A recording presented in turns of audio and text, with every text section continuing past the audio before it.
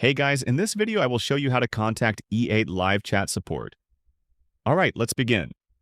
First, open the official EA help website. Once you are on the page, select the game that is causing the issue. If your problem is not related to a specific game, choose the EA help option for account-related issues. Next, you will see multiple support options on the screen. You can browse all help topics or use the search bar to find your issue. For example, if you are looking for a refund, select the relevant option.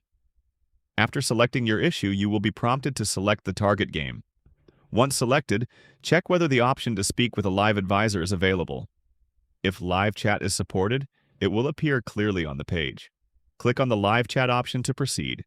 You will then be asked to verify some details, including your platform or console.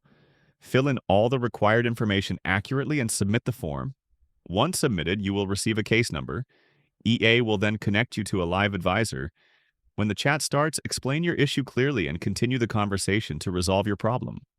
So that's basically how you can contact EA live chat support. That's it for this video. Thanks.